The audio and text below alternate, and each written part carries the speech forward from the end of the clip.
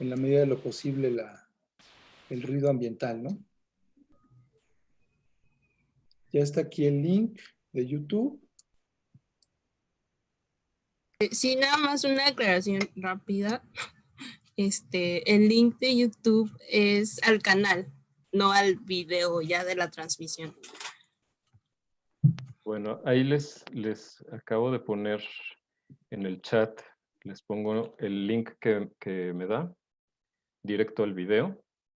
Y bueno, ya estamos en streaming, ya estamos en vivo. Bienvenidas, bienvenidos. Es un gusto presentar esta primera sesión abierta, pública, del seminario Entre Campo y Campo, Arte y Ecología. Y hoy pues tenemos una apertura de lujo de este seminario. Tenemos con nosotros a Laura Espinosa Azuar y a David Gutiérrez, que nos van a hablar sobre dos distintas perspectivas acerca de lo que es la ecología. Abrimos el seminario, que está organizado en diferentes ejes, y abrimos justamente con el eje de la ecología. ¿Qué es la ecología? Desde el punto de vista de la ciencia, desde el punto de vista del arte, y cuáles son los elementos en común. ¿Existe un pensamiento ecológico desde el arte?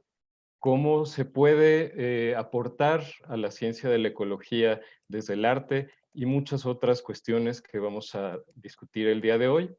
Tendremos la primera media hora pues dedicada a la ponencia de Laura Espinosa Azuar y la segunda media hora para David Gutiérrez. Finalmente, pues estaremos unos 30 minutos más o menos en diálogo, recibiendo sus preguntas, respondiendo, charlando un poco, y finalmente cerraremos la sesión alrededor de las 5:30. Entonces, muchas gracias por acompañarnos. A quienes nos siguen desde YouTube, pues bueno, pueden plantear por allí sus preguntas y nosotros las haremos llegar a los ponentes. Entonces, sin más preámbulo, me gustaría presentar a Laura Espinosa Azuar. Laura, voy a leer brevemente una semblanza. Laura Espinosa Azuar realizó estudios de licenciatura y posgrado en Ciencias Biomédicas en la UNAM. Trabaja en el Instituto de Ecología de la UNAM y su área de investigación es la ecología microbiana. Cuenta con experiencia en técnicas moleculares, con las que estudia comunidades de bacterias acuáticas en Cuatro Ciénagas, Coahuila, además de otros ecosistemas como las ventilas hidrotermales. Se ha dedicado a la docencia dando cursos desde nivel preescolar hasta maestría. También ha estado involucrada en la divulgación de la ciencia, impartiendo múltiples conferencias y publicando artículos. Está colaborando en Hidrocomunidades, proyecto interdisciplinario que involucra arte, ciencia y divulgación. Durante un poco más de 10 años fue coeditora de la revista de divulgación Oikos, del Instituto de Ecología. Bueno, bienvenida Laura, es un gran gusto tenerte hoy con nosotros. Y bueno, pues el micrófono es todo tuyo. Gracias, Eugenio. Voy a cerrar la cámara porque mi internet no está muy bien, pero bueno, un ratito la dejo prendida para quién soy. Y voy a abrir pantalla.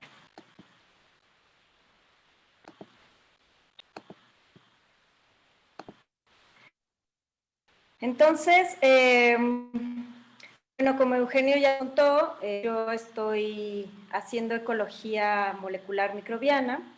Y bueno, parte de lo que él me había pedido en esta plática, como él ya les también, es definir la ecología desde el arte, desde la ciencia. Y estuve dándole un poco de vueltas a cómo hacerlo. Les voy a compartir la pantalla completa. Ahí la ven completa, ¿no? Ok. Y decidí titular esta intercambio. Estuve pensando mucho que lo que no me gustaría era ponerme como la doctora Espinosa a darles toda una cátedra de qué es ecología, ¿no? Esa parte, sino bien hablarles desde un intercambio de mi parte hacia ustedes, ¿no? Eso es como la idea de esta plática, por eso la titulé de esta forma. Entonces, de esta pregunta, Eugenio, ¿qué es la ecología entendida desde la ciencia y partir de allí para ustedes? Yo me ¿qué puedo cambiar yo con ustedes, ¿no? Entonces, desde mi área, desde la ecología microbiana, les quiero platicar, pero desde la mirada de un proyecto de arte-ciencia en el que Eugenio también ya les platicó lo que estoy participando. Y luego también me gustaría compartir con ustedes de dónde este interés, o sea, quién soy desde la ciencia, un poco platicarles de mí, desde la ciencia que me permitió aproximarme a un proyecto de arte-ciencia.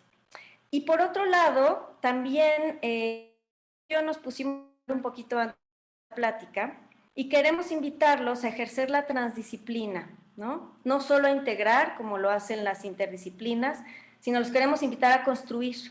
Entonces, los queremos invitar a un ejercicio en estar recopilando sugerencias de ustedes que nos gustaría que nos pongan en el chat del Zoom para definir la palabra naturaleza. Desde cada uno sus áreas, desde cada uno su experiencia, desde cada uno lo que le gustaría que contuviera una definición de naturaleza para que finalmente entre todos hagamos una definición conjunta, ¿no? Desde las áreas y nuestros saberes, pero no nada más integrándola.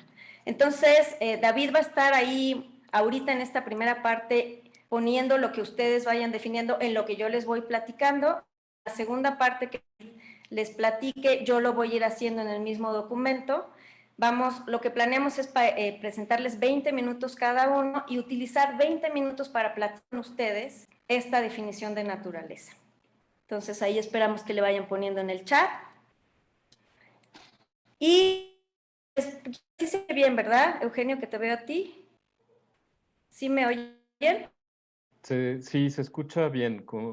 Sí, no te preocupes. Si hay algún problema, te decimos. Okay. Me voy a acercar un poquito más para que se oiga mejor.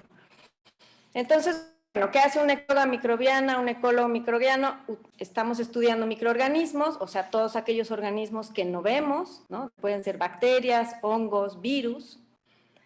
En mi caso, yo me he dedicado a estudiar las bacterias, entonces no todas las bacterias, eso es algo importante que comentar, todas las bacterias podemos cultivarlas, el 1% solamente, el 99% no cultivables, están acostumbradas, digamos, a vivir en comunidades, en consorcios, ¿no? No pueden vivir separadas. Entonces, una de mis áreas de estudio ha sido las comunidades bacterianas. Las comunidades se definen como diferentes especies que interactúan y concurren en espacio y tiempo.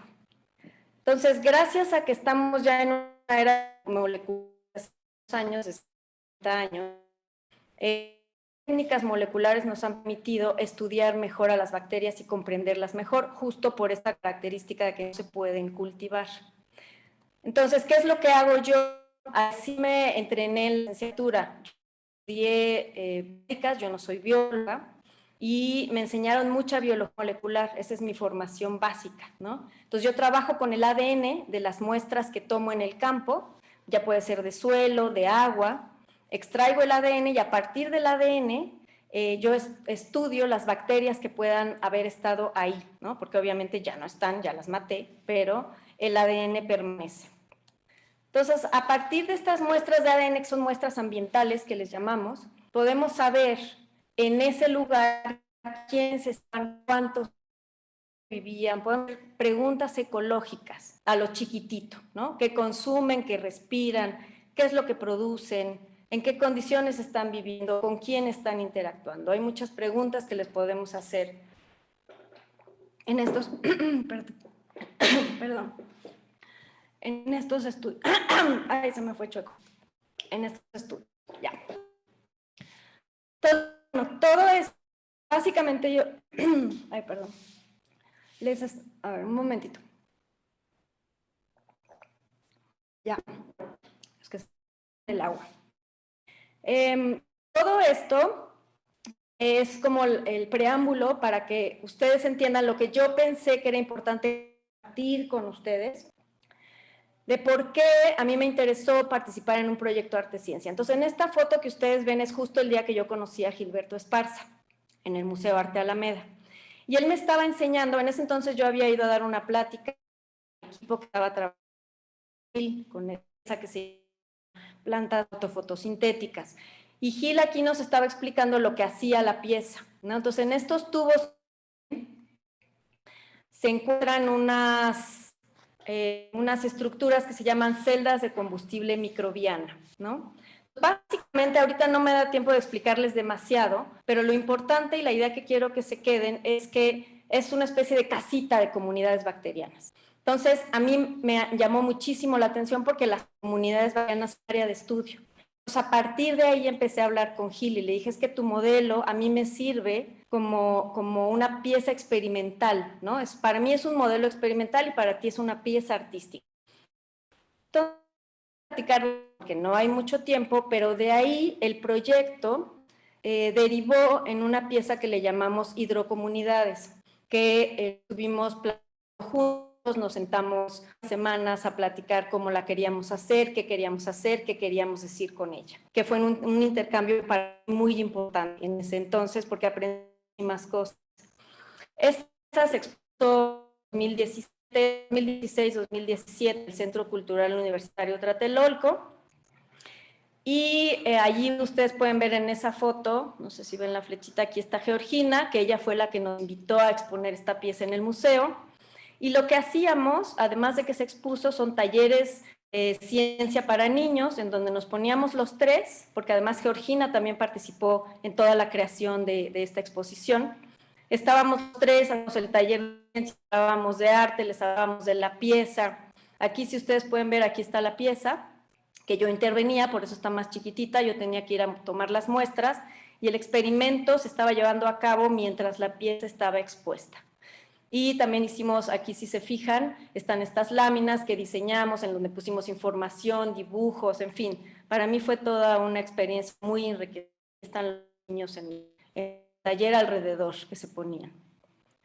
Entonces, bueno, obviamente hubo dificultades. ¿Qué sucedió? Pues que lo que no planeamos bien fue que la pieza tenía caimanes, el experimento se estaba llevando a cabo, pero la gente empezó a mover los caimanes y pues el experimento se nos echó a perder, ¿no? Entonces, bueno, pues son las cosas que uno va aprendiendo con estas experiencias.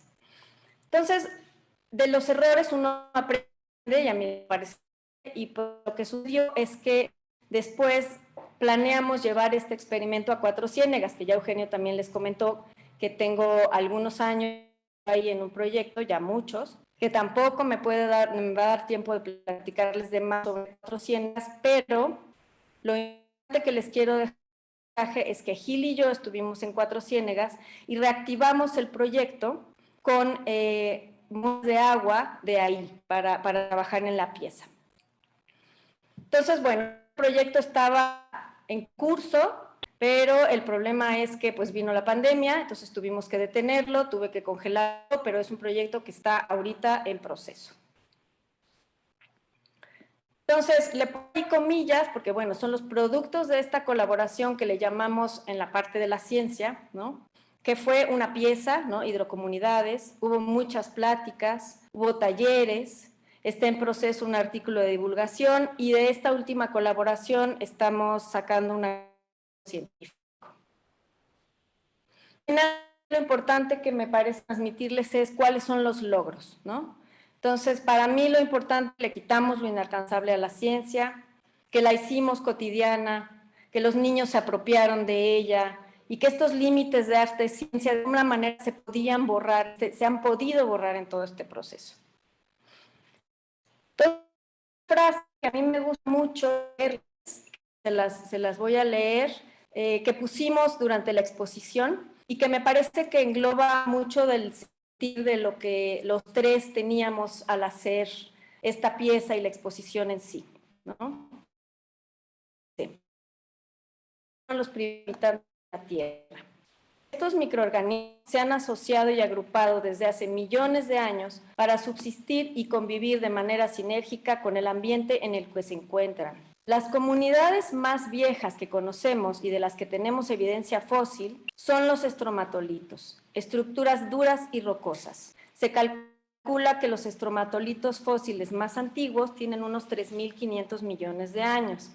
Esta agrupación de bacterias podría recordarnos a una de nuestras ciudades de cemento, pero hay una gran diferencia. Las comunidades humanas hemos alterado el ritmo natural de la vida. Los ríos entubados de la ciudad son muestra de nuestra transgresión. Solo nos quedan 2 sistemas acuáticos vivos, Xochimilco y el río Magdalena. Lograremos seguir el ejemplo de estas comunidades bacterianas organizadas y adaptadas en un perfecto equilibrio ecológico, en los que la cooperación y la ayuda entre sus componentes se vuelve clave para su sobrevivencia. Y entonces hicimos esta imagen, ¿no?, que ustedes pueden ver, es una composición de una comunidad microbiana en la ciudad. Entonces, las reflexiones que yo les puedo transmitir desde mi experiencia en un proyecto de arte-ciencia, y que además tengo que contar que hace una semana una plática, que es grado 0, Eugenio se llama, ¿no? Grado 0, en donde estuve yo muy contenta escuchando e interaccionando con otras personas que también hacen arte-ciencia. Para mí es muy difícil compartir toda esta experiencia en mi instituto o con mis compañeros, con mis colaboradores, porque no tienen esta experiencia. Entonces, lo que decían me resonaba muchísimo, y aquí también quise poner algunas de las cosas que me resonaron desde esa plática y que me gustaría dejarles de mi experiencia también. Entonces, las pláticas de este proyecto de arte-ciencia a mí me dejó escucha, intercambio, ¿no?, un espacio y un lenguaje común que pudimos tener Gil y yo. Aprendimos de nuestros errores, hubo colectividad, hubo transversalidad, hubo transdisciplinariedad. Y una de las cosas que me quedó después de oír esta plática es por qué los científicos estamos tan poco dispuestos a participar, ¿no? No tenemos tiempo, estamos vueltos locos, no hay manera, ¿no? Pero entonces me dejó pensando por qué yo estoy dispuesta a participar, porque a mí me interesa, porque tengo este gusanito. Entonces me gustaría compartirles desde mi experiencia personal y dejárselas para que de ahí también podamos elaborar, en mi caso, por ejemplo, como algunas dinámicas en las que yo pueda entender desde mí y entonces llevarlas más allá para que pueda yo invitar a mis compañeros a participar en estos proyectos. Pero entonces primero hice esta introspección que quiero compartirles. ¿Qué me llevó a interesarme? Entonces creo que lo primero que yo reflexioné es el haber sido mujer en la ciencia y el haberme desarrollado. Somos una generación que nos ha tocado enfrentarnos mucho al mansplaining, por ejemplo, ¿no?, que tenemos que callar porque hay otro científico hombre que me está explicando de qué se trata. Eso, aunque parezca una paradoja, yo creo que nos hace ver el mundo de manera, o sea, el reflexionarlo, el ser mujeres en la ciencia y el enfrentarnos a eso nos ha hecho ver el mundo de otra forma, ¿no?, nos ha hecho escuchar de otra forma. Luego, por otro lado, también mi área de biología molecular, que yo luego di un salto a ecología, eso también me ha permitido interaccionar entre distintos niveles de conocimiento, de organización, perdón. Entonces creo que eso también me ha dado una perspectiva distinta. Otra es que no soy investigadora, yo soy técnico académica. Yo hago investigación, ¿no?, estoy produciendo proyectos, estoy en el SNI, pero no soy investigadora. Y eso también me ha dado una visión distinta, porque finalmente la figura de técnico no deja de ser complicada cuando uno hace investigación con investigadores. Entonces también te hace escuchar desde otro lugar, porque muchas veces es, no, tú te callas porque tienes que hacer la técnica. Entonces uno tiene que empezar a platicar, a ver, no, yo no nada más hago técnicas, leo como tú, investigo como tú, entonces te da otra perspectiva también de vida. Por otro lado, creo que mi formación en escuelas activas también me ha dado una visión distinta. No tuve muchos compañeros que ahorita hacen arte, entonces eso también me parece que ha sido parte de mi formación y de por qué mi interés. Y por último, cuando yo me preparé hace algunos años, exploré otro tipo de relaciones, desde otras maneras de estar con las personas. Esta exploración me llevó, por ejemplo, a cosas muy dolorosas, como fue perder a mis papás varios años, pero también te cambia la visión del mundo, ¿no? Entonces yo platicaba con David y David me decía, sí, el cuerpo siente. Efectivamente, creo que desde el cuerpo que siente, uno puede empezar a tener visiones diferentes que te permiten meterte en nuevos proyectos, en nuevas cosas, como que tienes cierta apertura. Entonces, bueno, No me voy a detener aquí porque ya me tardé un poco, porque son las definiciones clásicas de ecología. A lo mejor ustedes las pueden ir viendo, considerando, a lo mejor alguna de ellas les interesa que se meta en la definición de naturaleza o no, o a lo mejor no les parece pertinente, pero bueno, yo tenía que cumplir con Eugenio. Eugenio, aquí están las definiciones, ¿no? Son unas de ellas, hay varias, si ustedes se fijan. La clásica, estudio de las interacciones entre organismos y su ambiente. Otra que implica, le pone aquí transformación y flujo de energía y materia. Otras no ponen la palabra interacciones, no, otras no ponen la palabra, no, interacciones siempre. Ambiente es la que a veces no se pone, ¿no? Entonces, bueno, es un poco para que se den una idea, no me voy a detener mucho porque justo es la parte que yo no quería estar así desde aquí, desde este lugar, con ustedes. Son muy básicas.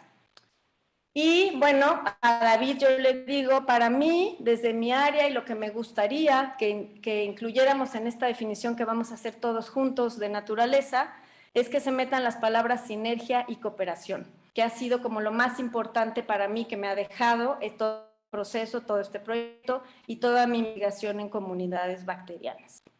Y por último, pues sí les quería dejar un mensaje sobre la ecología, porque en el momento en el que estamos viviendo no podemos dejarlo de decir, ¿no? La pandemia que estamos viviendo hoy es producto, y disculpen ustedes, no sé si se puede decir la palabra, pero yo lo voy a decir, es producto de la pendejez humana. Le hemos dado en la torre a los ecosistemas, por eso estamos viviendo lo que estamos viviendo. Entonces, nada más es una invitación a todos a pensar quiénes somos, cómo estamos viviendo, qué estamos haciendo. Que están empezando sus que piensen, ¿qué material estoy usando? ¿Le voy a estar dando en la torre a la tierra o no con lo que estoy usando en este nuevo proyecto que estoy proponiendo, que en teoría viene para agroecología? Entonces, que empecemos a pensar un poco más en cada paso que estamos dando. Entonces, eso sería todo. Muchas gracias. Voy a compartir. Muchísimas gracias, Laura. Definitivamente tu experiencia y tu visión es muchísimo más valiosa que todas las definiciones de la ecología y te agradecemos mucho por ofrecérnosla. Y pues le doy la palabra a mi compañero José Miguel para que presente por favor a David Gutiérrez. Hola, ¿qué tal? Buenas tardes tardes a todos y a todas. Ahora me toca presentar a nuestro otro invitado de hoy ponente, que es David Gutiérrez Castañeda, quien es sociólogo de la Universidad Nacional de Colombia, maestro de Historia del Arte por la Universidad Nacional Autónoma de México y doctor de Historia del Arte por la UNAM, con énfasis en estudios del performance y género, arte y política en América Latina y museología contemporánea. En su investigación doctoral, Ejercicios del Cuidado, a propósito de la piel de la memoria, indagó sobre los desempeños culturales y artísticos como forma ética del cuidado. Profesor ordinario de carrera, asociado C de tiempo completo en la licenciatura en Historia del Arte en la Escuela Nacional de Estudios Superiores Unidad Morelia, de la UNAM, en el marco del proyecto de investigación Ejercicios del Cuidado, Prácticas Artísticas y Procesos Sociales entre Colombia y México, implementa el Seminario de Estudios del Performance y las Artes Vivas, CEPA Vivas, y el Programa de Residencias Artísticas en la ENES. Seminario abierto a procesos de experimentación performativa, artes procesuales, materialidades vivas y discusiones acerca del género. Miembro del colectivo de investigación Taller de Historia Crítica del Arte y de la Red de Conceptualismos del Sur. Becado por el Colegio Mexiquense y la Fundación Ford para el programa Libertades Laicas para una estancia de investigación sobre arte y laicidad en el Colegio de México. Ganador del Premio Nacional de Crítica de Arte del Ministerio de Cultura de Colombia 2010. Entre sus investigaciones se cuenta de los géneros a los cuidados, prácticas pedagógicas para reflexionar las intimidades en contextos públicos institucionales y avivar el horizonte ambiental común, encuentros pedagógicos entre artes y ecología política. Bienvenido, David.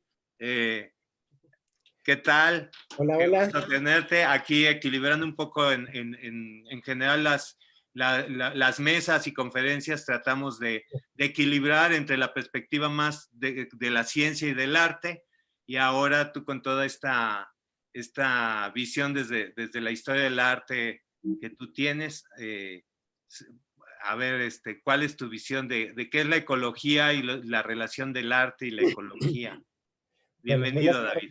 buenas tardes a todos. Ando un poquito ronco, pero ahorita fue que tomé agua.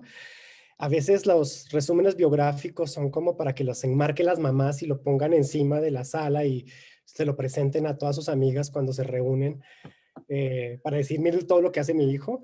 Que se siente uno a veces un poco incómodo, pero bueno. Con Laura estuvimos trabajando y conversando de una manera muy bonita esta mañana. Y bueno, por eso vamos sumando todas sus definiciones de naturaleza y las estamos poniendo aquí al lado para luego hacer una discusión. Yo le comentaba a Laura que a mí un poco como que ella y yo enfrentamos problemas muy similares, pero desde lugares muy diferentes. Yo soy historiador del arte, trabajo desde los estudios del performance, me interesa la ecología queer, la ecología política y la ecología queer, que sería como una dimensión específica de la ecología, menos científica y más política, más de teoría política en términos de las relaciones y las interacciones. Y utilizo el adjetivo queer porque es una manera para estorbar aquello que se ha sido objetivo o evidente. Eso que siempre nombramos de que una familia es papá y mamá, con niñas y niños, y una mascota, y que eso es un ecosistema y que eso es un ambiente. Lo que hace la ecología queer es un poco estorbar esa evidencia, estorbar esa conjetura y tratarnos de pensar de otra manera. Pensando con la ecología queer y acompañándome de los problemas que Laura nos ha puesto, problemas que para mí también son muy inspiradores, me gustaría un poco proponerles un concepto para tratar infructuosamente de salirnos de esa separación que a mí me parece cada vez más conveniente para el SNI, pero no conveniente para la vida, que es la separación entre arte y ciencia. Y para eso quiero pensar con una idea que me lo compartió Linda Báez, mi maestra en el Instituto de Investigaciones Estéticas, cuando publica este libro, ahora sí se ve, de Gottfried Boehm, Cómo generan sentidos las imágenes. Perdónenme que utilice un concepto de la historia del arte, pero quisiera partir de ahí para hacer otras cosas. Boehm nos propone que las maquetas no son una cosa de las ciencias, una cosa de las artes. De hecho, es una estructura del pensamiento, es una estructura del saber. Me interesa mucho la noción de maqueta y me gustaría con ustedes elaborar un poco esa noción hoy, porque es profundamente ecológica, porque es la manera en que visualizamos y le damos materialidad a las relaciones y podemos proyectar lo que pensamos y sentimos de ellas. Además que hay algo que me gusta mucho y es que las maquetas, viene una palabra italiana que significa macchietta, que significa manchas. Y me gusta porque me hace recordar a Silvia Rivera Cusicanqui cuando nos dice que hay que pensar sucio, que hay que pensar en grises sucios, en su idea de lo queche o el pensamiento queche, que es un pensamiento completamente anticolonial y que quiere politizar y reflexionar más allá de qué es lo que debe ser el lugar de las ciencias y de las artes. Entonces, pensar en maquetas es pensar sucio, es pensar en los límites del método científico, pero también en los límites de la genialidad artística. Además, toda maqueta siempre es un modelo. Además, por ejemplo, la noción de clima, que es tan importante para nuestra discusión actual y contemporánea, calentamiento global, etcétera, no podría ser pensada, no podría ser mostrada, no podría ser argumentada como un real, es real el cambio climático, si no mostramos un modelo, si no hacemos una maqueta. Porque la maqueta, el modelo, es aquel que nos hace tangible una materialidad compleja que de hecho no se reduce a la imagen de la maqueta, es muchísimo más complicada que esa imagen, pero la existencia misma de esa maqueta nos permite decidir y nombrar algo como real. La capacidad de saber que son tanto epistemología como estética, desarrollo formal como concepto. No se ve bien aquí porque está un poco para mí cortada, pero esto es una advertencia y es que las maquetas no son producto o necesariamente del saber racional, lógico o del pensamiento occidental norteeuropeo. Las maquetas operan en regímenes incluso extraeuropeos.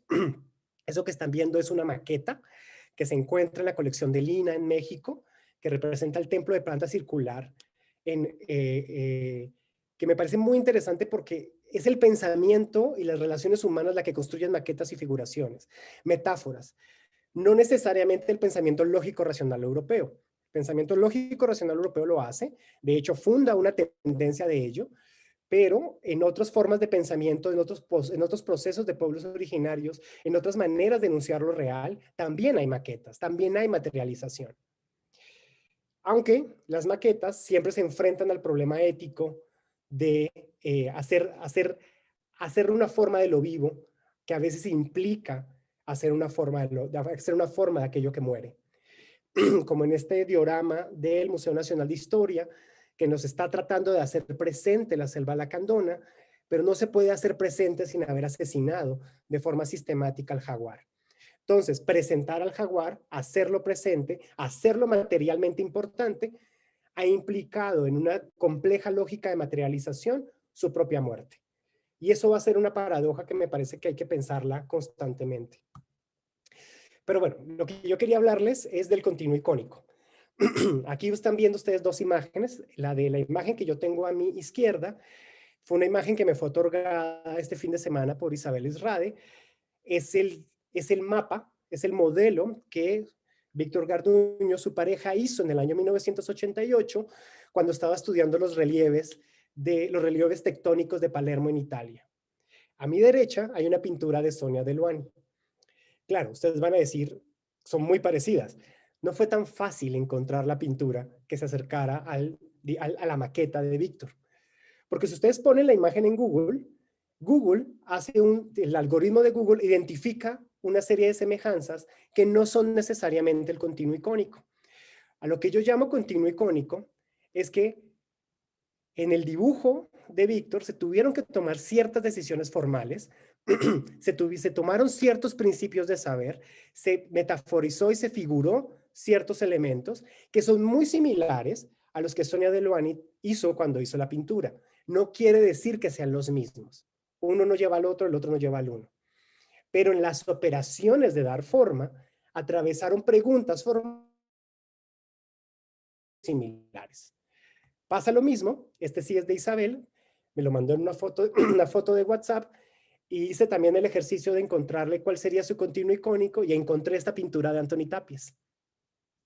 Pasa exactamente lo mismo, las decisiones materiales, las decisiones formales que necesitó Isabel para hacer el mapa, el levantamiento de las derrumbadas de Puebla, es muy similar al Gran Ocre de Anthony Tapies.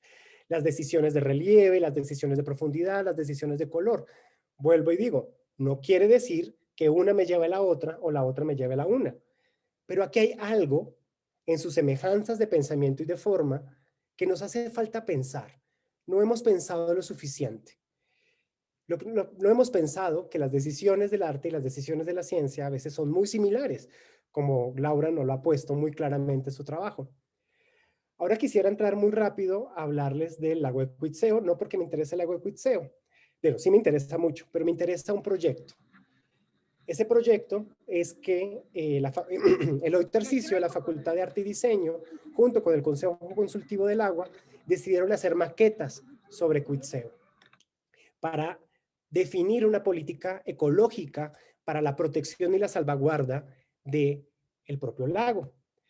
No voy a poner el video, pero aquí tienen el video de las maquetas, pero más o menos este es el lenguaje estético con el que se quiere comprometer a través de las políticas del Consejo Consultivo del Agua, desarrollar esculturas de gran formato en la ribera del lago de Cuitzeo. Por ejemplo, la escultura de Arno Aviles es una escultura que debería ser puesta sobre el agua, con unas preocupaciones muy difíciles para los quienes viven en Cuitzeo, porque la infraestructura de hierro va a estar puesta sobre el agua, va a seguir ensuciando el agua, va a seguir teniendo una interacción ecosistémica con el agua que no es querida por los habitantes de Cuitzeo, pero sí es querida por el artista y sí es querida por el Consejo Consultivo del Agua, sí es querida por una parte de la élite intelectual y ecológica que administra la política ecológica de Michoacán, de querer que estas imágenes sean los signos de cierta responsabilidad ecológica con el lago. A mí me causa mucho conflicto que los signos de la responsabilidad ecológica sean consecuentes a los signos del trabajo de inspiración y de genialidad de un artista en su taller. No porque esté mal, de hecho son piezas muy interesantes, como esta Paloma Torres, que me parece muy, muy bella, pero eso no quiere decir que la factura que ingenia el artista en su espacio de taller sea política, ética y ecológicamente pertinente para las disputas de sentido que se están llevando a cabo en el territorio de la defensa de un lago. Aunque encontramos obras como la de César Negrete, que me ha pasado, que me causa una gran, como me gusta mucho esta pieza, pero a la vez también me asusta, porque si se dan cuenta hay una malla puesta sobre el lago.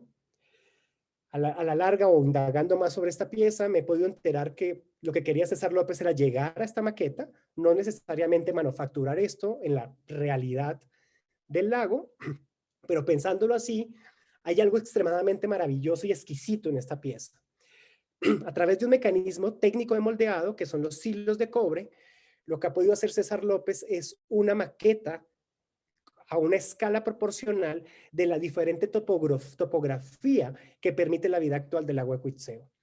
O sea, cuando yo veo esta maqueta de César López y le pongo los saberes de la geología, los saberes de la paisajista, los saberes del paisajismo, los saberes de la ecología política, los saberes del movimiento tectónico, los saberes agroforestales, los saberes agroecológicos, los testimonios y las experiencias de saber de los habitantes de Cuitzeo. Si yo tomo todos esos saberes y veo esta maqueta, la maqueta me dice muchas cosas.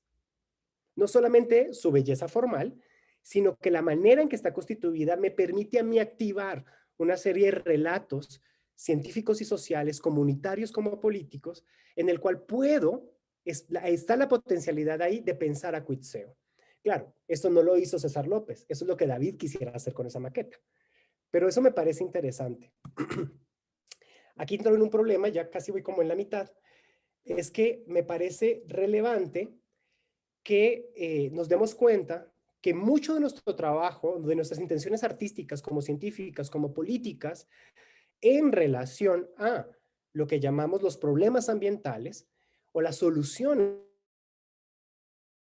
sobre los problemas ambientales, como decidir ser veganos, como solamente comer comida orgánica, como participar de procesos de producción sustentable y de equidad social, de género y racial, también están atravesados por puntos de vista morales y con ciertas hegemonías de sentido que son muy útiles para la política pública, pero muy difíciles a la hora de encargarnos de los problemas.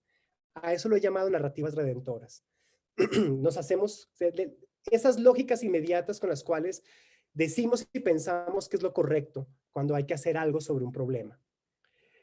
Me preocupa mucho, por ejemplo, en este marco de narrativas redentoras, nociones como comunidad, porque si hablamos estrictamente agroecológicamente, la comunidad es más que humana, la comunidad implica vidas no humanas, y todavía no sabemos entender del todo las voluntades no humanas, porque las voluntades humanas sabemos cómo manejarlas.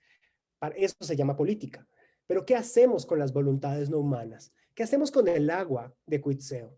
¿Cómo sabemos si Cuitzeo quiere que hayan esculturas abstractas como si fuese el espacio escultórico de la UNAM en la década de los 70 alrededor suyo o en su cuenca?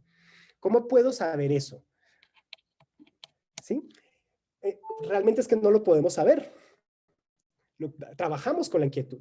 El asunto es que si seguimos a Donna Haraway, aquí hay como dos tensiones muy fuertes. Están los relatos salvíficos que nos dicen que van a salvar el mundo, los relatos catastróficos que nos dicen que ya todo se fue a la chingada, pero a su vez, si pensamos con Solly Rolnick, hay maneras en las cuales se definen desde autoritarismos morales. Yo sé qué es lo correcto, yo sé qué es lo que se debe hacer, yo sé cuál es el problema. Ustedes tienen que ponerme atención y escucharme a mí que les diga cuál es el problema para que ustedes decidan qué es lo que tienen que hacer. O, por otro lado, ciertos relativismos románticos, y es, si no nos juntamos todos, si no es comunitario, si no es democrático. El asunto es que la realidad práctica de esa democracia siempre también es tendenciosa. Lo que pensaría yo es que habría que salirnos a través de brújulas éticas y brújulas políticas, salirnos de los relatos redentores. No hablar en nombre del bienestar de las comunidades, sino hablando desde el propio dolor de la manera en que nos comprometemos con los problemas.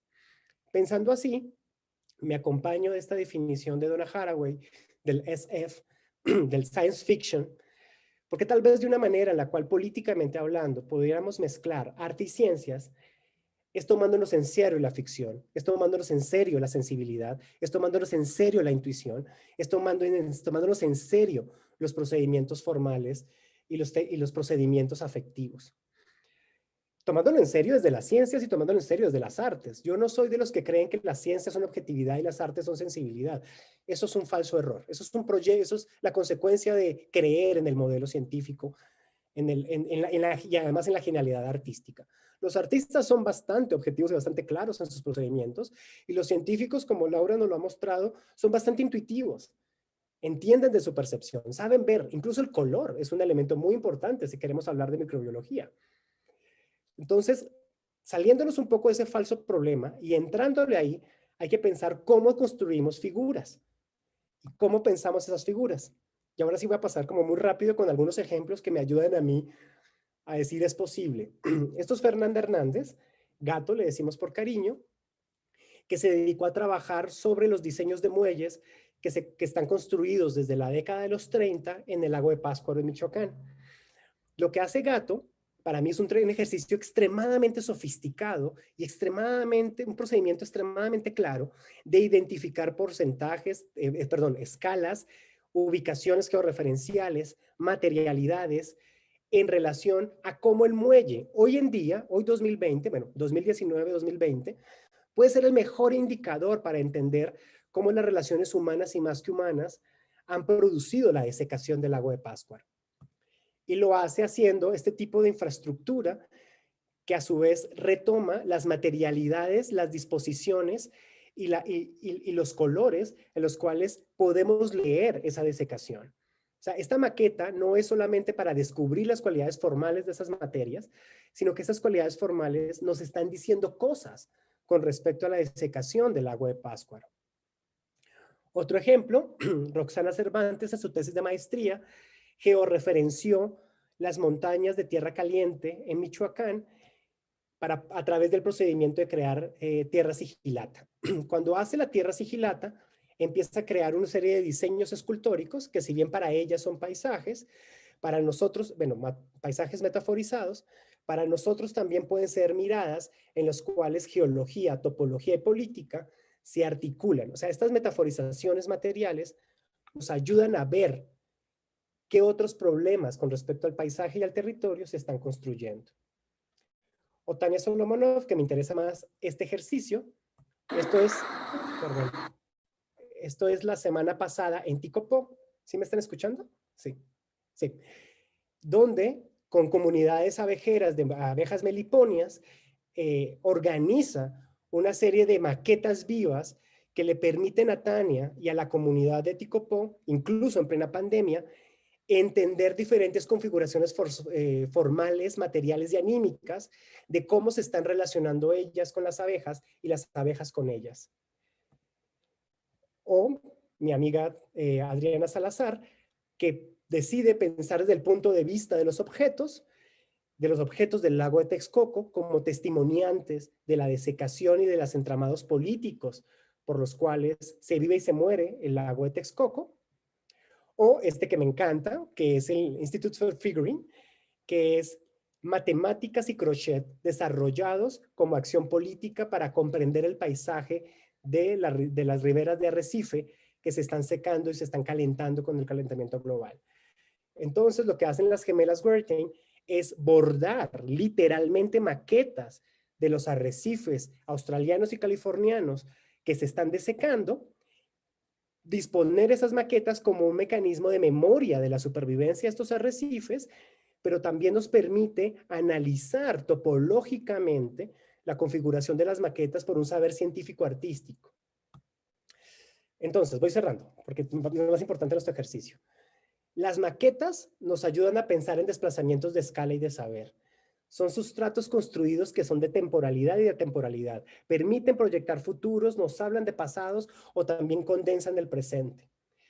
Y lo tercero es que sus características formales y materiales nos permiten reconocer una mirada parcial, nos permiten ver puntos de vista, hacer explícito materialmente puntos de vista que no buscan la solución redentora, ni tampoco la catástrofe dolorosa, sino que se quedan con el problema, hacen lo que la materia y la forma pueden lograr en ese momento. Para mí, así como Laura ya lo dijo, eso es hacer lo que nos toca, es pensar con lo que nos toca, sentir pensar con lo que nos toca, porque me toca mi piel, lo intuyo, lo siento, lo logro percibir, tengo herramientas artísticas y científicas para encargarme de aquello que me está siendo tocado, pero a su vez recordemos que tocar es también un imperativo ético. Debo reaccionar a aquello que me interpela. Tal vez de eso es lo que nos hablan los pensamientos situados de Donna Haraway. Tal vez tenemos que trabajar por artes vivas o por artes de vivir en un mundo destrozado, en la cual nuestras propias operaciones puedan generar artefactos de sentido. Para cerrar, pensaría que entonces habría que resituar nuestros saberes, tanto artísticos como científicos, y simplemente me cuelgo de la propuesta de Donna. Hay que resituar nuestros saberes, hay que generar compostas de personas, hay que trabajar en el bienestar de los saberes. Yo también siento a veces que estas políticas academicistas, indexaciones y indicadores que son válidas para el SNI, poco le hacen a la vida cotidiana, además de darnos un sobresalario que necesitamos y merecemos, pero poco nos compostan. Siento que habría que trabajar en prosperidades multiespecies, donde los puntos de vista de las plantas y los animales, los territorios y los paisajes importen. Habría que hacer relaciones más raras, más extrañas, pensar en cosmopolíticas aún no hechas y tal vez pensar en ciencias feministas. Yo lo llamaría sentir pensar juntos, como artes para vivir en un planeta dañino, o hechizos del cuidado, cómo poder desde lo que hacemos realmente cuidar, no crear narrativas de que decimos que cuidamos cuando no lo hacemos. Y pues lo último de decirles, para entrar a nuestra definición de naturaleza, que no hay maqueta que no sea una proyección de nuestro cuerpo, que por lo tanto es una proyección de todo nuestro estado sensible, anímico e intelectual. Bueno, aquí lo dejo. Muchísimas gracias, David. Hay muchísimos puntos muy interesantes que has tocado en tu charla y que además se cruza en muchos puntos con la de Laura. Se nota muchísimo que trabajaron juntos y bueno, se los agradecemos sinceramente. Y pues les damos paso a que realicen el ejercicio que tenían planteado. Tenemos aproximadamente una media hora, entonces, bueno, todo suyo. Un poco la idea, Laura, si quieres, ¿tienes el audio? ¿Tienes el micrófono? Sí, ya lo acabo de poner. Un poco la idea es que aquí hemos estado recogiendo nociones de naturaleza y nos gustaría dedicarnos unos 20 minutitos a que pensemos juntas y juntos la noción de naturaleza y luego abrirles el espacio para que también surjan preguntas e inquietudes que nos quieran hacer a Laura y a mí. Laura, si quieres retoma, yo pongo el drive. Sí, lo que hice es copiar ahí en el documento que les va a presentar David, todas las aportaciones que nos han dado en el chat. En la primera parte están con nombre, en la segunda parte lo que hice David fue como quitar los nombres y tratar un poquito de ordenar, un poquito por temas, lo poquito que pude hacer entre que ponía atención a tu plática y acá. Entonces, igual lo que podemos hacer con ellos es echar un ojo al texto, ¿no? De lo que va, lo que ha quedado. Arriba dejé los nombres para que se conserven también, ¿no? En la aportación de cada quien. Pero entonces aquí lo que quedó fue un texto que les podemos leer hasta donde vamos, no sé si te parece bien, y entonces Claro. tratarlo de ordenar un poquitito más y empezar a interaccionar con ellos para ver qué otras cosas les gustaría que se incluyeran. Entonces, a ver, va hasta ahorita lo que va, bueno, la primera parte es un texto en inglés que supongo que es tuyo. Sí, lo sí puse yo porque me pareció linda la cita de Donna Haraway. La digo muy rápido. Ok. La tarea es hacer lazos, como líneas inventivas de conexión con prácticas de aprendizaje para vivir y morir bien, cada uno en un presente denso. Nuestra tarea es hacer problemas, hacer una respuesta potente a los devastados eventos y a las estructuras emproblemadas de agua y a los remolinos de lugares. Quedarse con el problema no requiere de una relación, con esos tiempos llamado futuro. Quedarse con el problema requiere aprender realmente sobre el presente, no como un vantage point, como un pivote, vanish, no sé qué palabra es, entre lo terrible y lo terrible y lo edénico, entre el pasado apocalíptico y el futuro salvífico, pero requiere criaturas mortales entramadas con configuraciones aún no terminadas de lugares, tiempos, materias y significados. Si quieres, ahora sí leemos la definición. Sí, entonces hasta abajo, yo estoy viéndolo en mi compu, pero igual pónselos para que lo puedan ver. Lo que hay es, la naturaleza es una sustancia esencia que puede o no ser corpórea y que borra los diversos términos, percepciones sobre el tiempo, vida. Es una multiplicidad de multiplicidades, un proceso múltiple que vincula lo diverso y genera más diversidad. ¿Sí me oyes, verdad, David? ¿Sí me oyen todos? Sí, sí, sí.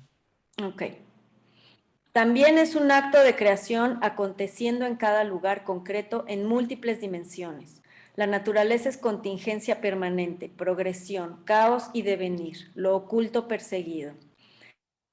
Sistema de organizaciones de coexistencia, aunque estas relaciones no sean evidentes. Fuerza esencial creadora de vida, referente sublime, inconmensurable y complejo. Todo lo que crece en un macros y micros, que es adaptable sin necesidad de la fuerza humana o con ella.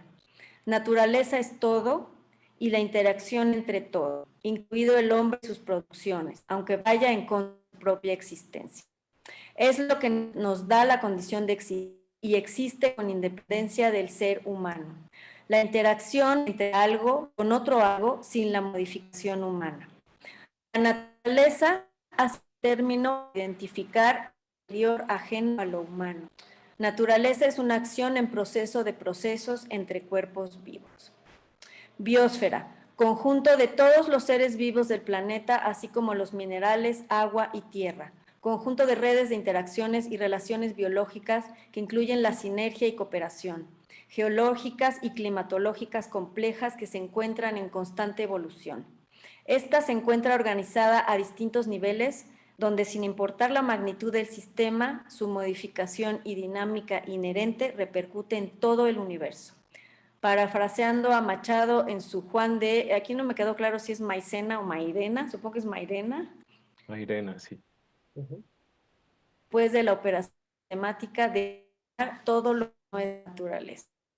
Y bueno, el último se me hace que era un pendejez humana, sí, pero eso me parece no las defines. Y sí, estoy de acuerdo, creo que lo puso Jorge, yo me refería al occidental, efectivamente, es un buen comentario. Pero este lo podemos quitar. Creo que les podemos ahora dar la palabra a todas y a todos para que vayamos pensando juntas. Así es. Gracias por sus definiciones. A mí, yo los voy a citar.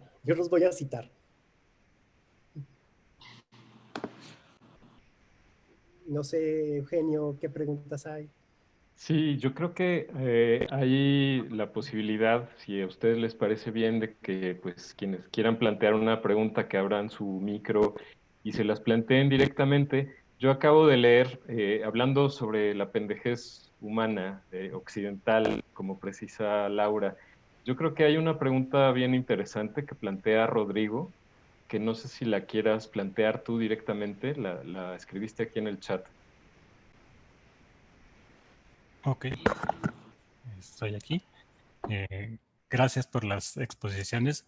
Me llamó mucho la atención esta parte de la pendejez y me quedé así como clavado, porque yo siempre digo que si creemos que los seres humanos somos parte de la naturaleza, siempre me pregunto si no somos el punto donde la naturaleza toma conciencia de sí misma.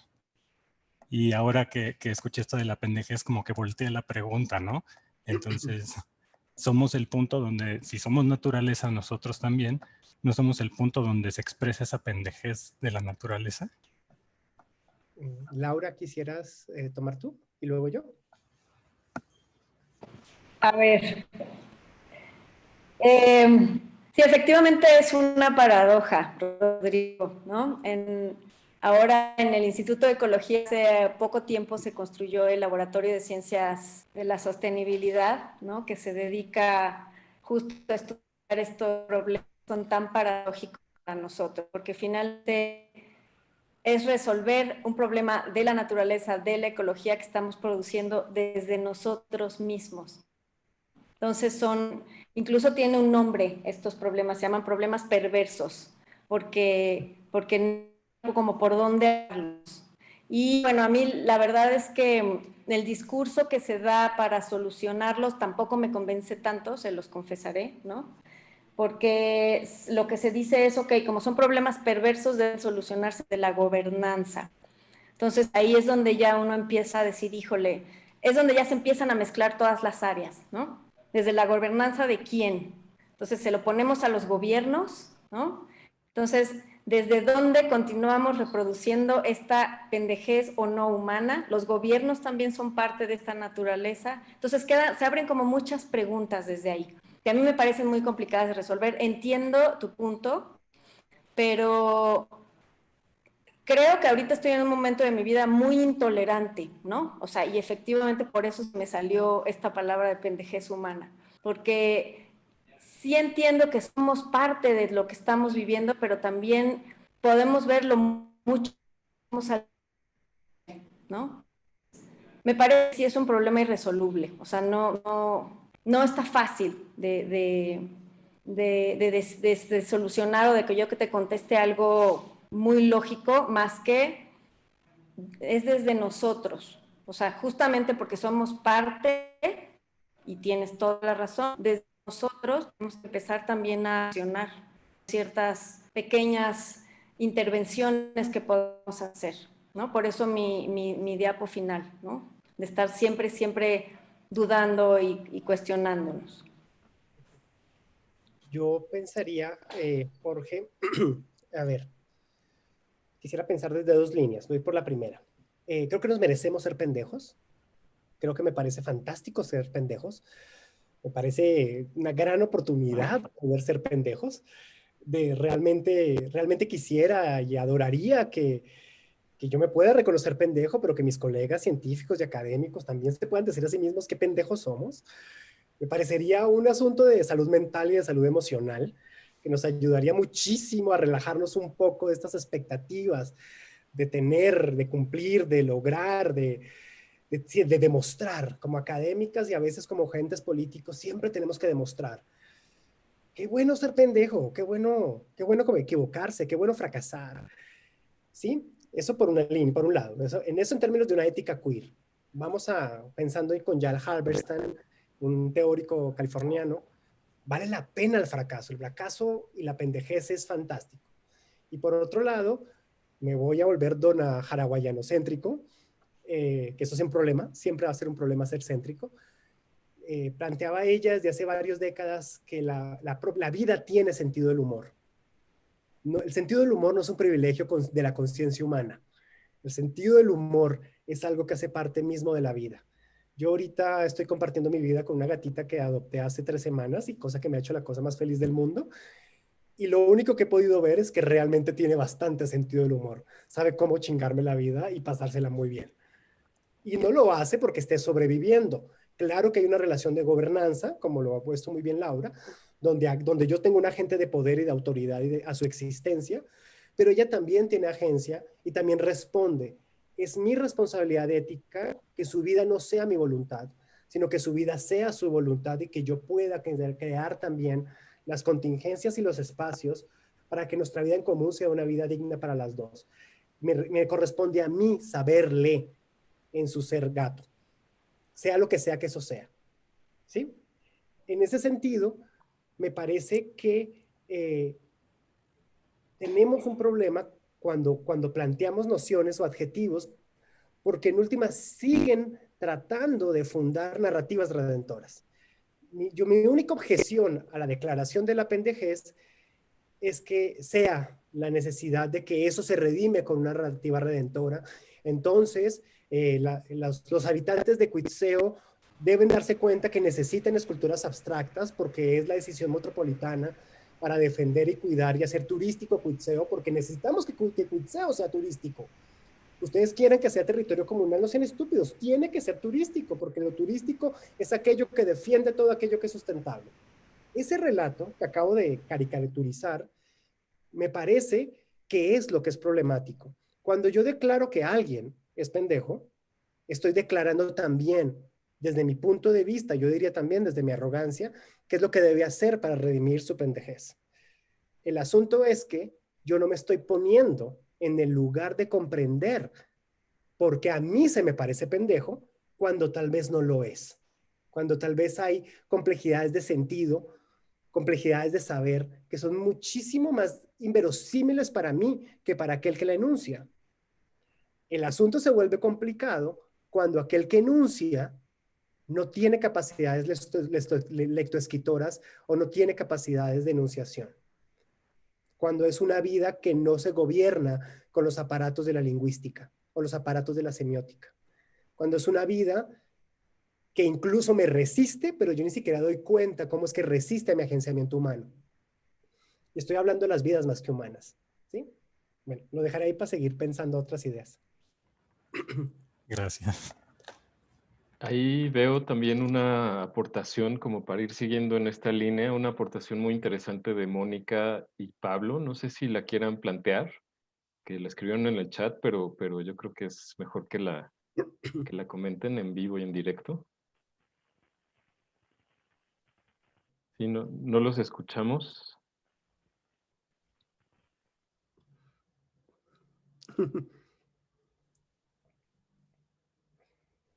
¿Sí? Ahora sí. Ahora ya. sí. Sí, lo que pasa es que en el trabajo que estamos haciendo sobre Teotihuacán, pues tuvimos que irnos a tiempos pre-cuautémicos, le llaman ahora muchos de colonialistas o prehispánicos, y nos dimos cuenta que el ser humano tampoco ha sido mejor fuera de Occidente, ni en otra época, ¿no? Entonces, una de las hipótesis es que Teotihuacán se devastó por la sobreexplotación de la madera, ¿no? Y de la región, o sea, creció tanto la ciudad que no pudieron controlarla. Entonces eso causó conflictos internos, que fue lo que provocó que la ciudad y esa cultura decayera, ¿no? Entonces ahí es donde nosotros pensamos que esa idea de Donna Haraway de continuar con el problema, como menciona David también, es como no ofrecer una solución o una falsa solución rápida como a todos los problemas que traemos encima de hace 1.000.000 de años que el hombre es Homo sapiens. Sí, aparte de todos modos, pensar un poco, pues sí, se queda uno pensando esa idea de la pendejez humana.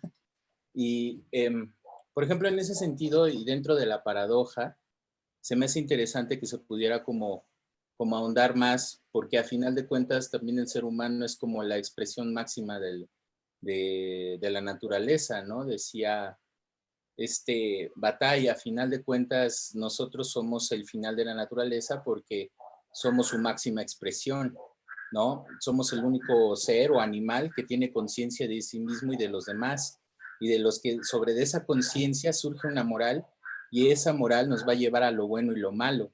Entonces siempre vamos a estar en una lucha interna en que si debemos de defender a los animales o no los debemos de comer o no nos los debemos de comer, si debemos defender la naturaleza o nos debemos de servir de ella. Al final de cuentas es un problema moral, histórico, que solamente se va a resolver como en el presente, ¿no? Un poco como decía Sartre, pues el futuro, digo, el pasado es el presente que no pudimos resolver y este presente es el futuro que no vamos a vislumbrar. O sea, el futuro que hoy estamos vislumbrando es el futuro que no va a llegar. Entonces, en ese sentido, en ese tejido de paradojas, estaría lo interesante de ver qué es lo que nosotros estamos haciendo en un presente, precisamente para no estarnos colgando de que antes era mejor y de que en un futuro vamos a ser peores de lo que somos ahora. Si quieres yo comienzo, Laura, y luego te doy la palabra. ¿Sí? Bueno, a ver. Ok, sí. A mí me preocupa Mónica y compañía, así familia, que se ven lindos en la pantalla. Me preocupa cuando normalizamos las proyecciones morales. Aunque también tengo que decir que son las herramientas que tenemos. O sea, es lo que tenemos. El asunto es cómo no hacer que las herramientas que tengamos sean los que definen qué es aquello con lo que lidiamos. Yo creo que resumiría mi elaboración en esa frase. A ver, la vida es consciente de sí misma. Justo esta mañana hablaba con Laura y recordábamos a alguien que a mí me encanta mucho porque también se está poniendo de moda, que es Lynn Margules. Y recuerdo reflexionando de que tal vez el problema es nuestra definición de conciencia. ¿Qué es lo que nosotros entendemos como conciencia? Tal vez la proyección de nuestra palabra conciencia o lo que hacemos con la palabra conciencia tiene mucho de la teología medieval. Por lo tanto, sigue siendo un aparato colonial que tiene que ver con la expiación y que tiene que ver con el saberse a sí mismo como un agente que hace y que hace el equívoco. Si cambiamos la definición de conciencia y pensamos que las entidades vivas se saben a sí mismas y se saben enlazadas con las otras y toman decisiones explícitas para enlazarse o no, o generar consecuencias con lo que Lynn Margules llamaría endrosimiosis y Donna Haraway llamaría simpoiesis, resulta que conciencia deja de ser una definición moral. Saberse a sí mismo, enlazado con, hay que tomar decisiones incluso de poder, claramente, pero no necesariamente esas decisiones de poder son decisiones de hegemonía, son decisiones de potencia más bien, son decisiones de supervivencia mutua, en el término endrosimiosis. A mí lo que me preocupa es que nosotros, que estamos muy enamorados de nosotros mismos, estamos muy enamorados de nuestro antropocentrismo, solo metaforizamos a partir de las nociones de las nociones morales de conciencia. Ahorita, por ejemplo, coronavirus, el uso o no de la máscara, de la mascarilla. Hay muchos argumentos en favor del uso de la mascarilla, aunque sabemos que en muchos de los escenarios es paliativo. O sea, es como un ejercicio de cortesía civilizatoria en relación a la coexistencia multiespecies y multihumana en las cuales nos enfrentamos. Es evitar efectivamente que el contagio se propague, porque efectivamente lo hace, pero eso no quiere decir que yo no me contagie. O sea, es posible que yo siga al pie de la letra, lleve el N95, guarde mi sana distancia, etcétera. Puede ser muy probable que me contagie. Entonces, no es una solución, o sea, usar la mascarilla no es una solución redentora.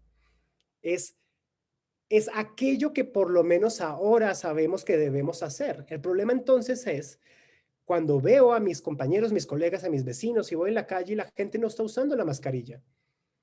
¿Qué puedo hacer? ¿Decirles que son unos equivocados, que están cometiendo un error, que no se dan cuenta, que son unos irresponsables? Eso sería una reacción moral. ¿Cómo puedo interpelar a mi congénere que no usa la mascarilla en una relación más ética en vez de moral? ¿Cómo puedo entablar esa relación donde no impongo mi punto de vista a su punto de vista, pero aún así entendamos que este artificio potente que es usar la mascarilla puede ser algo necesario para sí o para mí? Esa es la pregunta.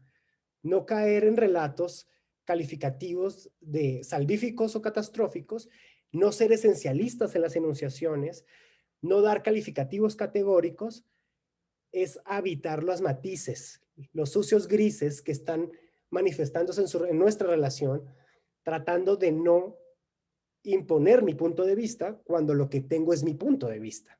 ¿Sí? Laura, no sé qué piensas. A ver, voy a intentar poner el video porque me desespera que no me vean. Me dicen, si no se oye, lo voy a apagar, ¿ok? Pero ustedes me avisan. Bien, me encanta que hayas... Sí, me encanta que hayas tocado el tema. Háganme señas, si no se oye bien. Porque justo algo de lo que me ha producido tanta intolerancia en este periodo que estamos viviendo es lo que estás tocando, David. Y un poco también es el mensaje que me gustaría dejarles desde la ciencia, ¿no? Por eso a la plática, pues yo le llamo cambios. Justo no quería yo ponerme en un lugar en donde, les voy a dar toda una cátedra de lo que es la ecología y las definiciones. Justo por el punto que tú estás tocando, David, porque me parece muy importante que dejemos de estar en este lugar en donde nos tienen que decir qué hacer. Nos tienen que decir que nos pongamos la mascarilla y que somos, y volvamos al término, pendejos, ¿no? Y me parece que tienes toda la razón. O sea, si uno se va a poner la mascarilla es porque lo estamos haciendo por una responsabilidad personal, ¿no? Porque estamos claros, porque nos metimos en el proceso de entender por qué la mascarilla. No porque alguien me va a juzgar, y además en redes, por ejemplo, yo me pongo, ya ni me meto, me pongo frenética, ¿no? Alguien pone una foto y van los 25,000 comentarios de ¿por qué no tienes la mascarilla? Entonces se vuelve un señalamiento que a mí me está dando terror, ¿no? Que digo, ¿por qué tanto que cada quien se haga responsable de su mascarilla? Yo confío, ¿no? Por el otro lado, aunque les parezca tan intolerante y lo de la pendejez, confío en el humano también, ¿no? Confío en que la gente va a reaccionar y se va a poner la mascarilla. Pero les quiero dejar algo que me recordó toda esta plática. Cuando yo leí un libro de este autor que se llama, que no me acuerdo su nombre, Harari, ¿no? Que es son libros bonitos de divulgación tal. Él lo que plantea, y a mí se me hace muy interesante y me dejó, cuando lo leí me dejó como dándole muchas vueltas, es desde que el hombre empezó a moverse, empezó a destruir los ecosistemas. Eso es lo que hizo el hombre, ¿no? Desde los inicios empezó a hacer mierda todo lo que tocaba. Y cuando empezó la agricultura, peor, porque entonces empezó a reproducir y empezó a destruir absolutamente más. Entonces, ¿dónde está la naturaleza del hombre? ¿Saben? O sea, efectivamente es como una paradoja, pero hemos sido así siempre. Entonces, ¿hasta dónde llegamos? Hoy que tenemos más conciencia, pues yo creo que eso, hacer un llamado y apelar a nosotros mismos, al cambio desde nosotros mismos. Eso es como las ideas que a mí me gustaría dejarles en esta parte. Quisiera sumar una idea para continuar con Laura. Sí fue el hombre, pero fue el hombre, no fueron todas las entidades vivas que llamamos humanas. Sí fue el hombre, no necesariamente todas las entidades vivas humanas. Algo que me parece interesante la definición o la crítica a la noción de antropoceno es que en antropoceno es el hombre. Y claro que vamos a decir, claro que fue el hombre. Calentamiento global, la destrucción de ecosistemas, los desiertos verdes, la producción excesiva de basuras.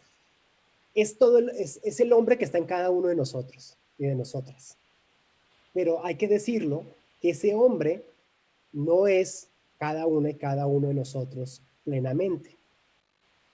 ¿Sí? No son todos, no todos somos hombres, o no, si somos hombres no somos del todo hombres.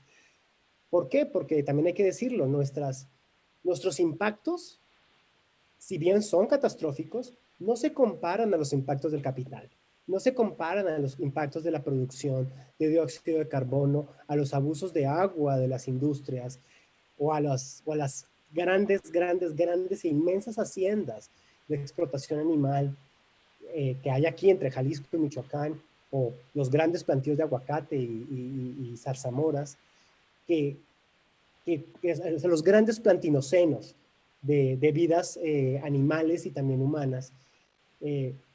No somos todos, o sea, nuestras decisiones, las decisiones de cada una de las personas que estamos aquí sí afectan y afectan profundamente, pero no, si nosotros dejamos de afectar de esa manera, no necesariamente vamos a encontrar un equilibrio ecológico, porque hay otras decisiones de producción, hay otras decisiones de la economía, hay otras decisiones de gobiernos interespecies, de humanos sobre animales y sobre plantas, que hacen que esas afectaciones sean infinitamente mayores.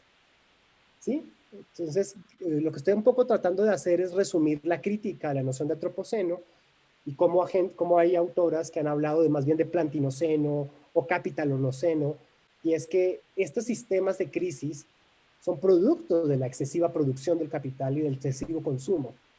Sí, solo como para botar esa idea ahí.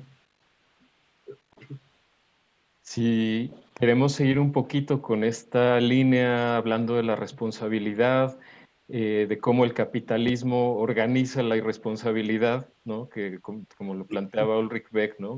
Vivimos en una especie de estado de irresponsabilidad organizada porque el capitalismo justamente se hace cargo de que no seamos responsables de nuestras acciones. Hay quizá un comentario que yo vi por ahí de Mariana Paredes, que habla un poco sobre la ética y el homocentrismo, como ella le llama. No sé, Mariana, si quieras decir tu comentario, y también hay varios comentarios de Nancy y de Sabina, que quizá los podemos reunir si ellas tres quieren intervenir, y ya como para englobar esos comentarios e ir cerrando esta parte, ¿no? De diálogo. Entonces, no sé, Mariana, si estás por ahí. Sí, hola. Bueno, sí, yo lo decía como en esta, hay un artículo por ahí en el que, bueno, dicen que justo la ética está fundada en cuanto se le reconoce únicamente al hombre como ser con conciencia, ¿no? Y después hay un estudio acerca de cómo es que las plantas también, digamos, tienen como su propia autonomía, ¿no? Perdón, más bien se reconoce al hombre como un ser autónomo, justo de ahí nace como esta parte moral y de luego ética, y luego se hace otro estudio con plantas, se demuestra como la autonomía que tienen, y justo es lo que está desmontando sobre los conceptos que tenemos como ético, ¿no? Y creo que de aquí podría pasar como hacia la bioética. O sea, creo que justo esta idea de que somos la única o la expresión más alta de la naturaleza, pues no está como tan acorde con, pues, con lo que somos ahora, ¿no? Creo que más bien en esa capacidad que tenemos de reconocer la conciencia de otros organismos está como igual la conciencia humana, ¿no? El problema es que justo hay una cosa que es el lenguaje que nos está delimitando, ¿no? Incluso también tendría que ver como con las creencias que tenemos sobre qué es lo que somos, ¿no? Y como la teoría capital que ha excluido de como el pensamiento qué es lo humano, como que lo ha manejado, ¿no? Y ha excluido de esos procesos lo humano, ¿no? Por eso esta explotación de un hombre por el hombre, ¿no? ¿Cómo justificas eso en tu propia humanidad? Es como un discurso de exclusión humana y es como algo contradictorio. Bueno, ese sería mi comentario. Si les parece bien, reunimos los comentarios también de Sabina y de Nancy. Sabina, si estás por ahí, porque vi que tenías unos comentarios ahí interesantes. Sí, hola. Hola, Sabina. Pues era un poco sobre lo que decía Laura.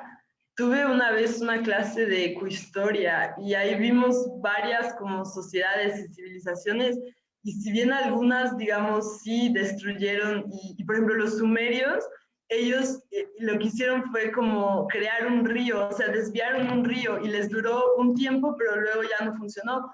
Pero otras sociedades como los egipcios, ellos realmente mantuvieron un equilibrio pues muy bien con la naturaleza y muchas otras sociedades han logrado mantener equilibrios muy bien y además quería remarcar que otras sociedades cuidan la naturaleza, como por ejemplo los Yanomamis en el Amazonas, muchos como pueblos del Amazonas son los que lo están defendiendo y cuidando.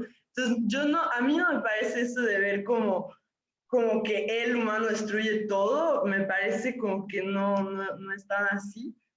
Y más bien con eso de la pendejez, me recordaba eso de como el impulso de muerte de Bataille, que creo que mencionó Marcos. O sea, como que yo siento que la pendejez yo la definiría como lo que impulsa más la muerte, contrariamente a la inteligencia que va a hacer que la vida, favorecer la vida.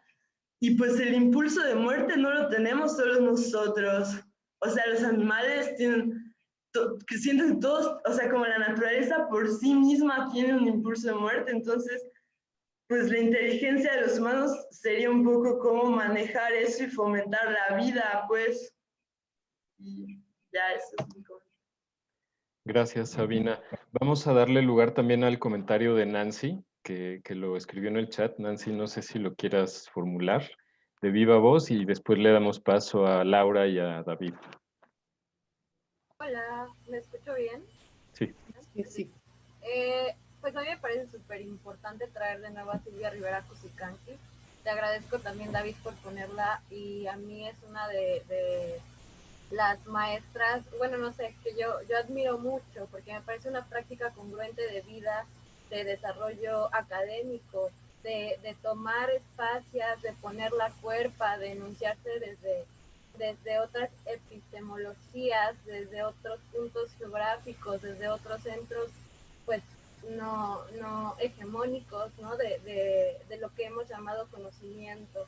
y de traer a las exclusiones o a las cosas que justo que se han invisibilizado para tratar de eliminarlas, pero que pues eso es una falsa realidad, porque pues incluso esta cosa que pone Sabina del Amazonas, ¿no? Hay muchas otras formas posibles de resistir y de transformar y de convivir y de entendernos como parte y en relación con. Entonces, sobre Silvia Rivera Cusicanqui, pues eso, que habría, me parece una referente para retomar muy dura a raíz de esta conversación. Y también pensaba mucho en esto de la pendejez humana, así como esta pulsión de muerte. Yo pensaba mucho en Edgar Morán, en Introducción al Pensamiento Complejo. Entonces, pues justo él disfruto de leerle porque habla de las mutilaciones que cortan el cuerpo, ¿no? Como al nombrar mutilamos y la mutilación sangra, ¿no? Y no se queda solo en la episteme, bueno, en el texto, sino trasciende al cuerpo. Y justo ese llamado hacia el cuerpo, traer el cuerpo, poner el cuerpo, sembrar nuestros alimentos, sembrar nuestros pensamientos, como Silvia en el Tamco, en Bolivia, o como, no sé, yo traigo en la Universidad Nacional de Colombia el proceso que viví con el Aula Viva de Saberes para la Paz, ¿no? Hacer círculos de palabra con los abuelos del Amazonas, que son otras realidades posibles que se están tomando ahora en la UNAL, ¿no? Como hace un año hacíamos eso en la UNAL. Y eso a mí me parece súper, pues más allá de la pulsión de muerte, pues la pulsión a la vida quizá, ¿no? O lo que a mí me motiva como creadora. Y también hablar de la irresponsabilidad humana, que solo puse lo que yo he comentado en otras conversaciones.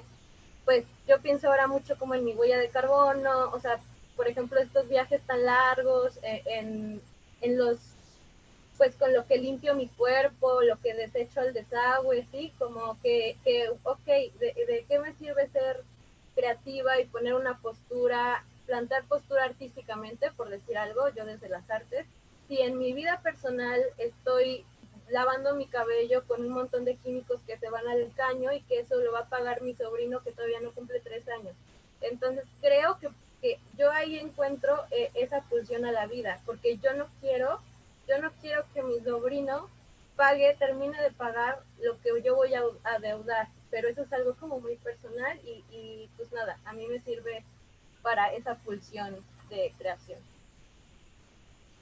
Laura, ¿quieres continuar? Tú, es que, híjole, y mis términos radicales, a ver si no les meto otra vez en una discusión salvajísima. Miren, yo entiendo, digo, a lo mejor también en parte por eso voy a estar aquí, ¿no? Porque soy necia y porque soy muy crítica y porque sí soy bastante intolerante y entonces, bueno, pues igual lo sacudo un poco más, ¿no? Pero yo estoy de acuerdo y entiendo el punto de vista de Sabina y de Nancy, ¿no? Y además justo con eso acabé la plática. Pensemos quiénes somos, podemos hacerlo desde nosotros, ¿no? Pero aún así, yo sigo recordando, y bueno, además les tendré que aclarar que esto que yo les voy a decir le enojó muchísimo a uno de los amigos de mis hijos, entonces a lo mejor se enojarán ustedes también, pero bueno, la onda es sacudir. David, estás conmigo en eso. Sí, yo entiendo que hay comunidades y hay pueblos que han cuidado la naturaleza, me queda claro que sí, Sabina nos dio algunos ejemplos ya, ¿no? Pero en general yo creo que es triste, pero en general el ser humano, por ahí han echado destruir, ¿no? Modificado desde muchísimo tiempo atrás. Modificar el ambiente de esa manera sí ha perturbado el equilibrio. Incluso las pequeñas sociedades de las que habla Sabina modifican su ambiente. Efectivamente hay ciertas modificaciones que no le dan tan torre, ¿no? Pero siempre es una modificación, que sin el humano en la tierra eso no hubiera sucedido. Entonces ahí les va la frase igual de autor que a mí me pareció genial porque lo leí y bueno, yo decía, es que es un genio. O sea, el tipo decía, De cada 10 seres humanos que habitamos en la Tierra, sobramos 9. Solo deberíamos saber uno de cada, ¿no?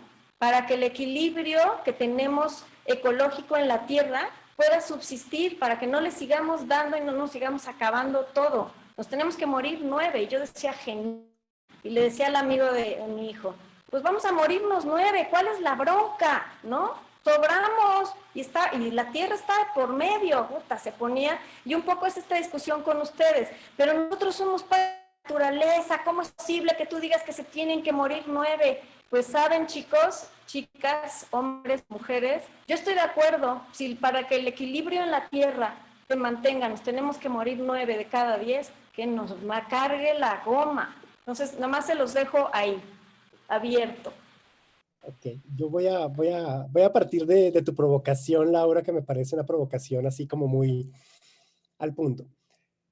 Si bien 9 de nosotros estamos consumiendo y viviendo más de lo que este sistema ecosistémico que, por darle honor a Lynn Margules all over again, lo vamos a llamar Gaia, por lo que Gaia o Pachamama pueden articular para la supervivencia. Tal vez 9 de nosotros estamos haciendo, de nosotras y de nosotros, estamos haciendo eso. Eso no quiere decir que el uno que suelta, el uno que sí, esté absuelto de responsabilidades y esté absuelto de implicación ética. Lo que quiero decir es que si bien así están las cosas, Malthus y Thanos no tienen razón. Ese es el problema. Titanos ni Malthus tienen razón. Un chasquido no van a solucionar las cosas. ¿Por qué? Porque los que ya estamos aquí merecemos vivir.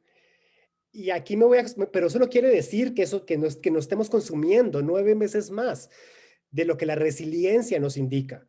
O sea, eso también es una idea, eso es una verdad. Hay que partir de ese problema. Estamos viviendo 9 veces más de lo que podemos. Y lo más importante de decir es que de esos que están viviendo 9 veces más, no somos necesariamente los que estamos aquí sentados. No somos necesariamente los que estamos endeudados, los que estamos estudiando en universidad pública, los que estamos tratando de conseguir un salario, los que estamos en territorio trabajando con producción orgánica. No es necesariamente las comunidades yanomamis o purépechas, sino que casualmente, y esa es una casualidad que hay que pensar críticamente, todos se ven muy blancos, todos viven en ciertos lugares muy singulares, todos viven bajo unas éticas de producción y de consumo bastante singulares, y todos se creen muy progresistas. Yo a veces utilizo una frase así como para seguir sumando una frase para chingar, así como Laura pone esta: no somos tan progresistas como decimos que somos. No somos tan progres como decimos. El asunto es entonces, aquí me voy a volver a acompañar de Donna Haraway, necesitamos incidir en nuestras políticas reproductivas y en nuestras políticas de consumo. Y solo podemos incidir en esas políticas si le damos primero la voz a las mujeres, si le damos primero la voz a las personas racializadas y si le damos primero la voz y la decisión a las personas que construyen criterio, pero sistemáticamente son neutralizados e invisibilizados en los aparatos de enunciación de gobernanza. En pocas palabras, tendría que decir que es no darme la palabra a mí.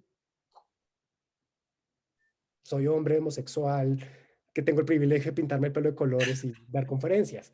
O sea, en pocas palabras, no me toca a mí decidir sobre las políticas reproductivas de las mujeres, pero sí hay que hacer algo.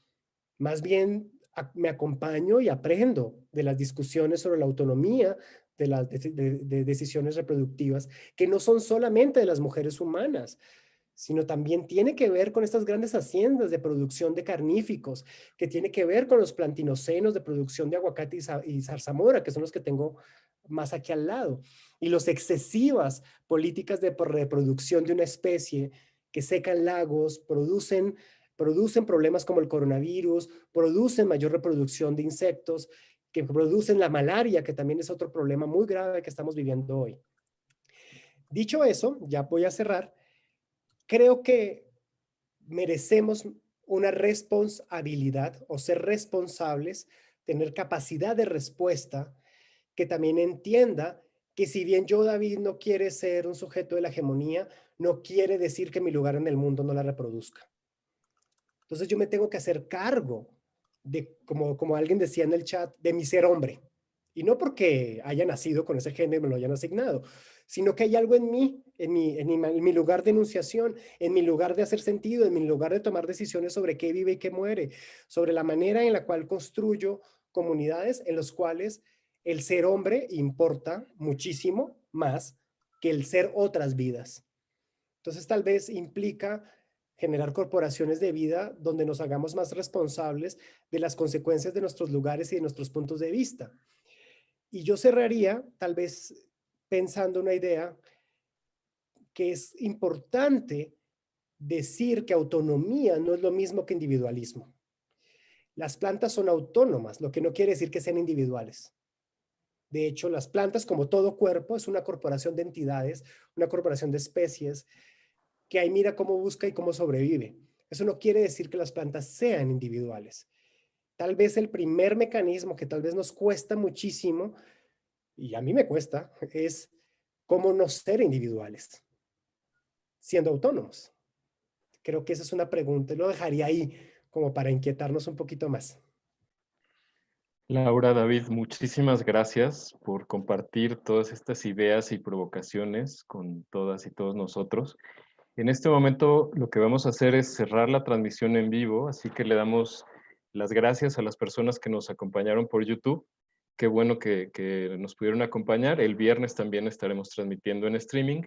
Y nosotros, nosotras que estamos aquí en el Zoom, continuamos con la segunda fase de esta sesión, donde pues cada seminarista o pues los más que se puedan abordar, seguiremos la conversación, pero ya desde sus propios proyectos. Entonces, bueno, despedimos esta primera fase. En este momento corto la transmisión en vivo.